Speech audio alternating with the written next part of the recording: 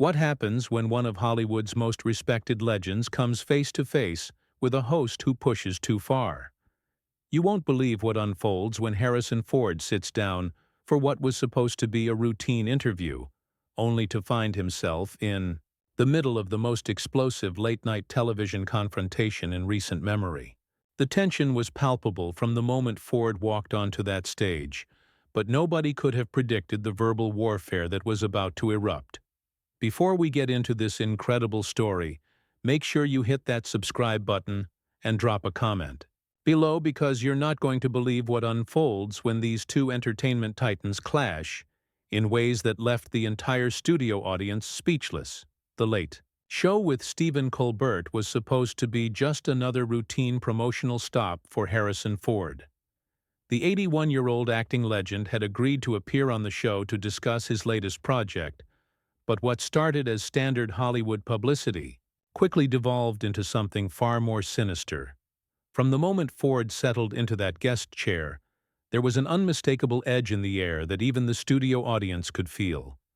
Colbert opened with his typical theatrical flourish, but tonight there was something different in his demeanor. His usual charm felt forced, his smile a little too wide, his energy a little too manic. Ford, ever the professional, maintained his characteristic stoic composure, but those who knew him well could see the subtle signs of irritation already beginning to surface in the way his jaw tightened and his eyes narrowed slightly. "Harrison Ford, everybody," Colbert announced with exaggerated enthusiasm as the audience applauded. "The man, the myth, the legend who single-handedly made archaeology cool and taught us all that sometimes you really do shoot first." The audience laughed, but Ford's expression remained neutral, offering only a polite nod in acknowledgement. "So, Harrison," Colbert began, leaning forward with that predatory grin that his regular viewers knew all too well, "you've been in this business for what, 50 years now? That's longer than some of our audience members have been alive. Tell me, do you ever feel like maybe it's time to hang up the whip and let someone younger take over?" The question hung in the air like a loaded weapon. Ford's eyebrows raised slightly, a subtle but unmistakable sign that Colbert had already crossed a line. "Well, Stephen," Ford replied, his voice carrying that trademark gravelly tone that had become synonymous with iconic characters, "I think, as long as I can still do the job and audiences want to see me do it, age is just a number." But Colbert wasn't satisfied with that diplomatic response.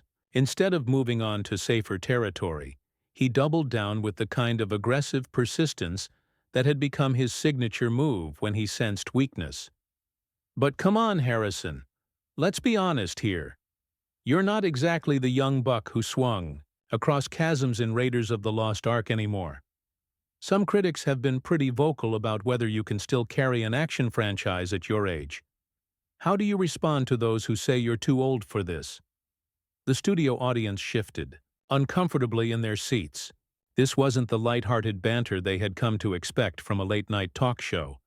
Ford's posture stiffened visibly, his hands clasping together as he leaned back in his chair.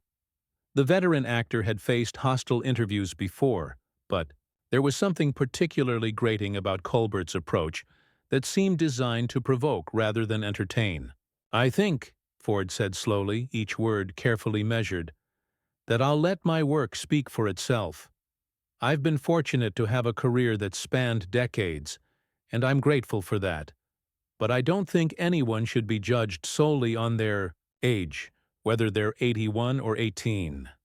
Colbert sensed he had struck a nerve and, like a shark smelling blood in the water, he pressed harder. "But surely you must have some thoughts about all the online chatter? The memes about old Han Solo and geriatric Indiana Jones? Social media can be pretty brutal, especially to older actors who keep trying to recapture their glory days." The color drained from Ford's face, and for a moment, the legendary composure that had carried him through countless interviews and public appearances began to crack. His voice, when he finally spoke, carried an edge that made everyone in the studio sit up and take notice. "Stephen, I came here tonight to talk about my work, not to be subjected to ageist nonsense disguised as comedy. The audience fell silent, sensing that something had fundamentally shifted in the dynamic between host and guest.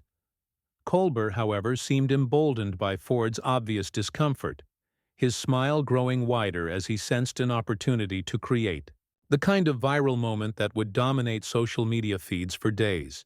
"Oh, come on, Harrison," Colbert said with mock innocence. "You can't tell me you haven't seen some of these memes.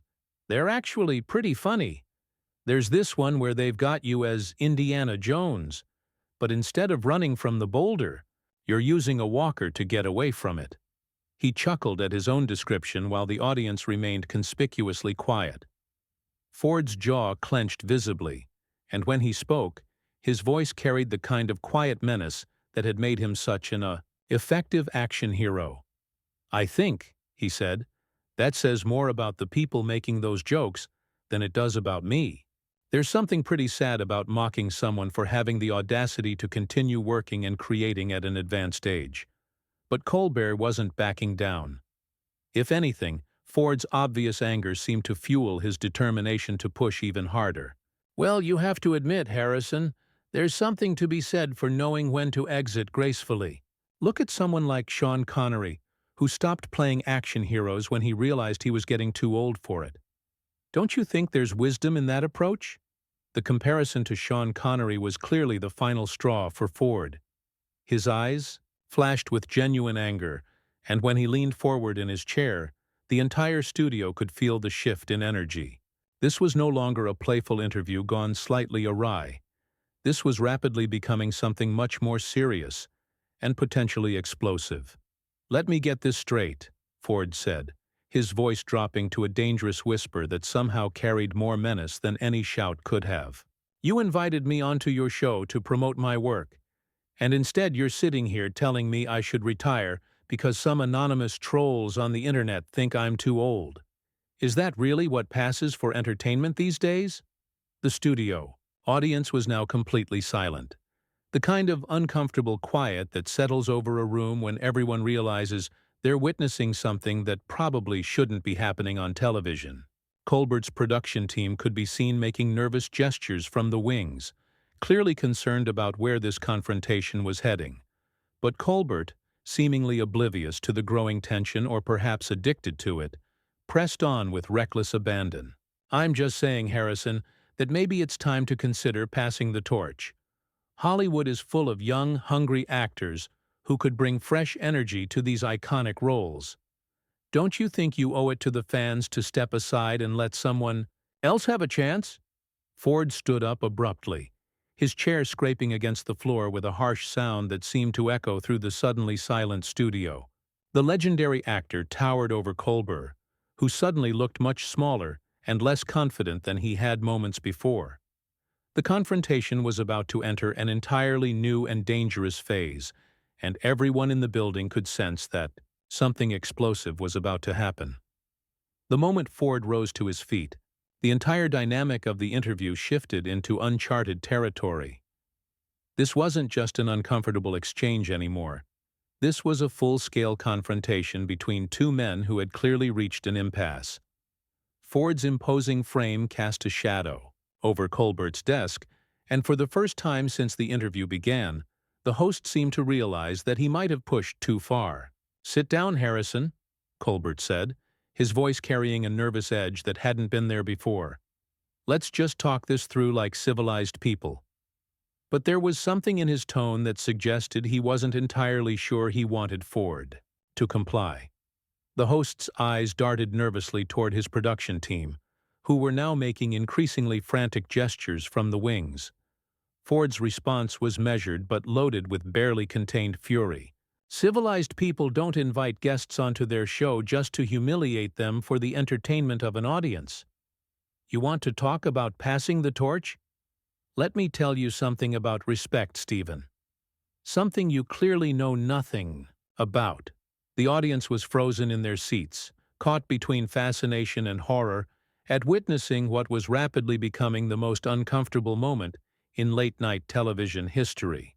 Some audience members were visibly cringing. Others had their phones out recording, sensing they were witnessing something that would be talked about for years to come.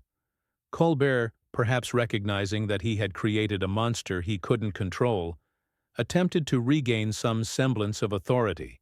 "Look, Harrison, I think you're overreacting here. This is comedy television. We poke fun at everyone. It's all in good fun."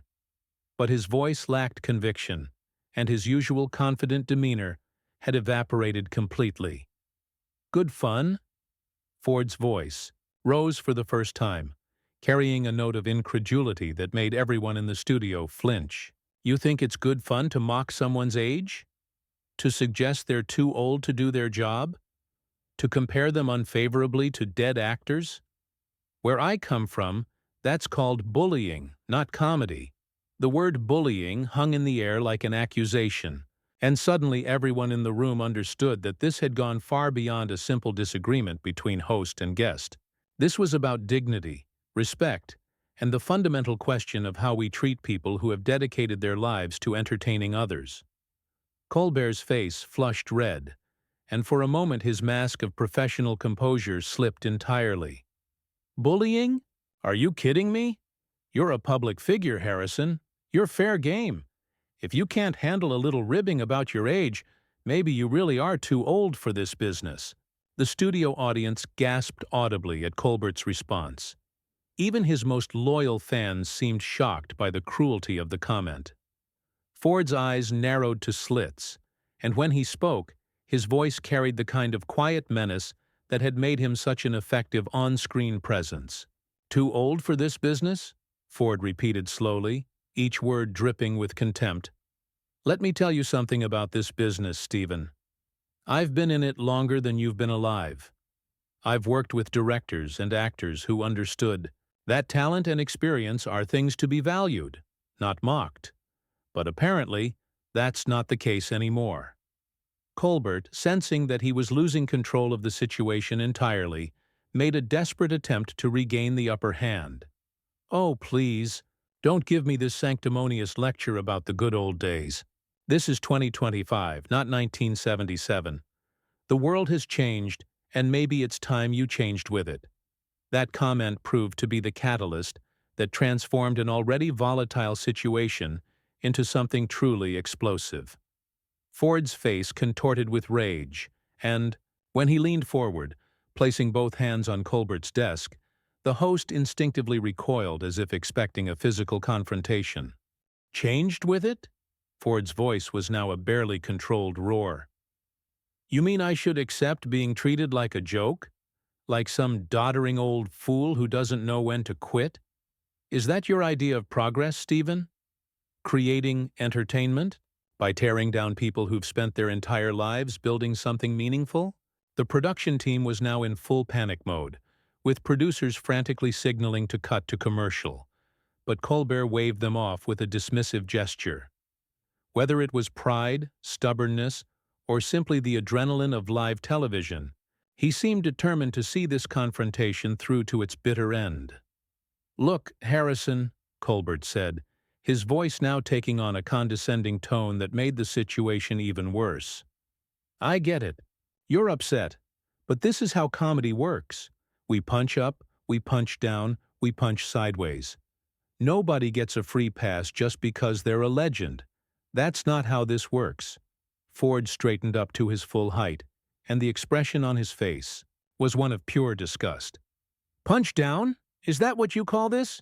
You're sitting there in your comfortable chair, with your army of writers and producers, taking shots at an 81-year-old man who came here in good faith to talk about his work. And you think that makes you clever?" The audience was now completely silent, hanging on every word of this unprecedented exchange. Some were recording on their phones, others were simply staring in shock at the spectacle unfolding before them. This wasn't entertainment anymore. This was a real-time destruction of professional courtesy and basic human decency. Colbert's response revealed just how far he was willing to go to maintain his position. "You know what, Harrison? Maybe the problem isn't me. Maybe the problem is that you can't handle being challenged. Maybe you've been surrounded by yes men for so long that you've forgotten what it's like to have someone tell you the truth." The accusation struck Ford like a physical blow, and his response was immediate and devastating. The truth? You want to talk about truth? The truth is that you're a small man hiding behind a big desk, making cheap jokes at other people's expense, because you don't have the talent to create anything meaningful yourself. The truth is that you're everything that's wrong with this industry. The studio fell into an almost tomb-like silence as the full weight of Ford's words sank in. Colbert's face went through a series of expressions: shock, anger, humiliation. Lashem, before settling into a mask of barely controlled rage. When he finally spoke, his voice was tight with fury. "How dare you come onto my show and lecture me about talent? I've built this career from nothing. I've worked my way up through every level of this business. I don't need some washed-up movie star telling me what's wrong with the industry." The phrase washed-up movie star was like throwing gasoline on an already raging fire. Ford's entire body tensed, and for a moment it seemed like he might actually leap across the desk at his tormentor. The security team could be seen moving closer to the stage, clearly preparing for the possibility that this verbal confrontation might become physical. But Ford maintained his composure, though just barely. "Washed up?" he repeated, his voice dropping to a dangerous whisper. "Is that what you think? That I'm some has-been desperately clinging to past glory? Let me tell you something about being washed up, Stephen. At least when I was at the top of my game, I treated people with respect. I didn't build my reputation by tearing others down." The confrontation had now reached a point where both men were saying things that couldn't be taken back, crossing lines that should never have been crossed. The professional courtesy that normally governs such interactions had completely evaporated, replaced by raw, unfiltered hostility that was painful to witness. Colbert, perhaps realizing that he had pushed too far, but unable to back down without losing face, made one final, catastrophic attempt to regain control. "You know what your problem is, Harrison? You're stuck in the past. You can't accept that the world has moved on without you. Maybe it's time you accepted that your 15 minutes are up." Those words would prove to be the final straw that shattered whatever remained of Ford's patience and professionalism. The silence that followed Colbert's devastating comment about Ford's 15 minutes being up was deafening. Every person in that studio, from the audience members to the camera operators to the producers frantically trying to salvage the situation, could feel that something irreversible had just occurred. Ford's face went through a transformation that was almost frightening to witness, his features hardening into an expression of pure, undiluted contempt. When Ford finally spoke, his voice carried a weight and authority that seemed to fill every corner of the studio. 15 minutes, he said, each word carefully enunciated and dripping with disdain. "Stephen, I've had a career that spanned 5 decades.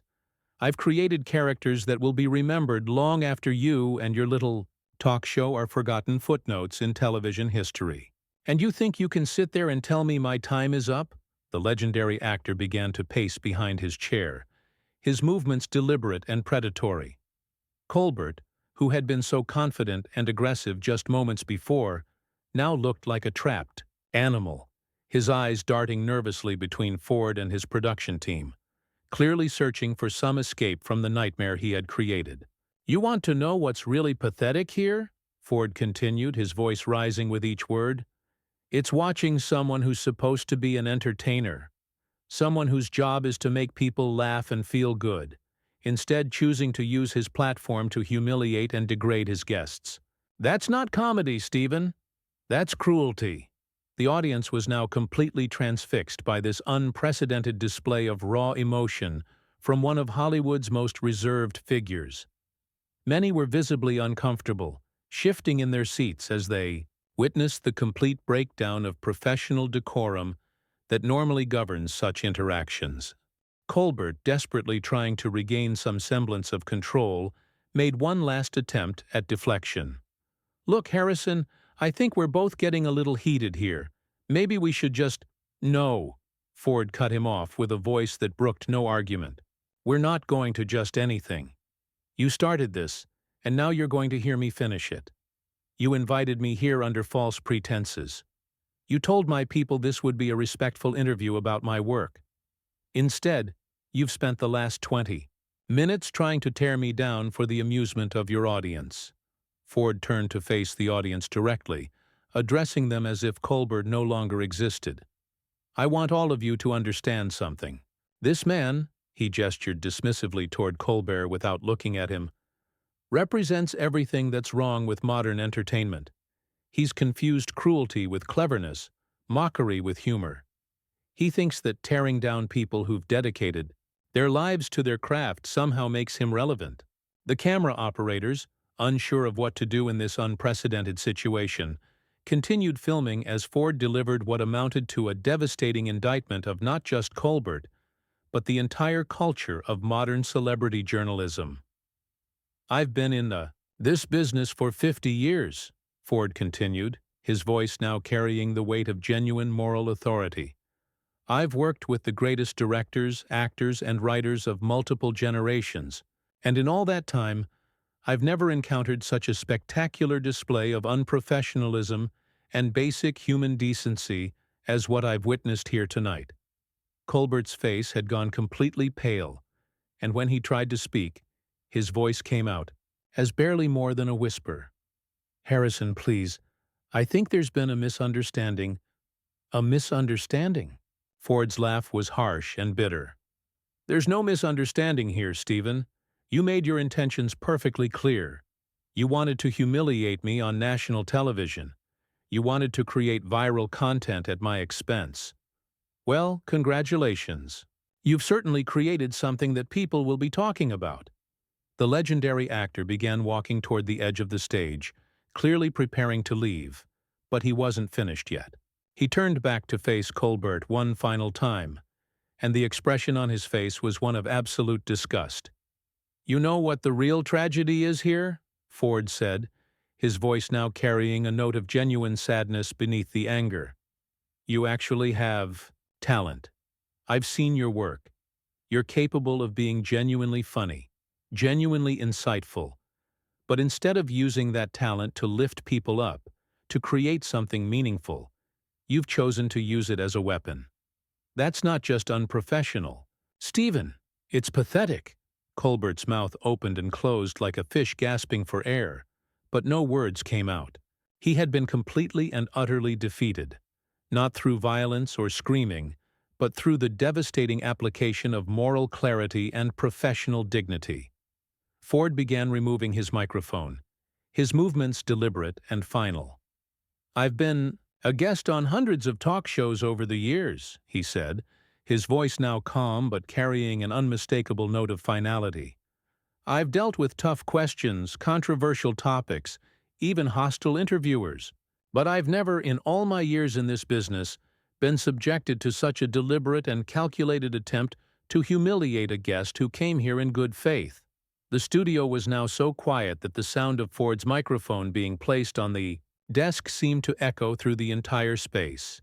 The audience sat in stunned silence, many of them clearly uncomfortable with what they had witnessed, while others seemed to be processing the fact that they had just seen one of Hollywood's most respected figures deliver a masterclass in dignity under pressure. "This interview is over," Ford announced, his voice carrying absolute authority. "And frankly, so is any relationship I might have had with this network. When you invite someone onto your show, you have a responsibility to treat them with basic human respect. You failed that test spectacularly tonight." As Ford began walking toward the exit, Colbert finally found his voice, though it came out weak and desperate. "Harrison, wait. Let's talk about this. I'm sure we can work something out." Ford paused at the edge of the stage and turned back one final time. The expression on his face was one of complete dismissal, as if he were looking at something distasteful that he couldn't wait to be rid of.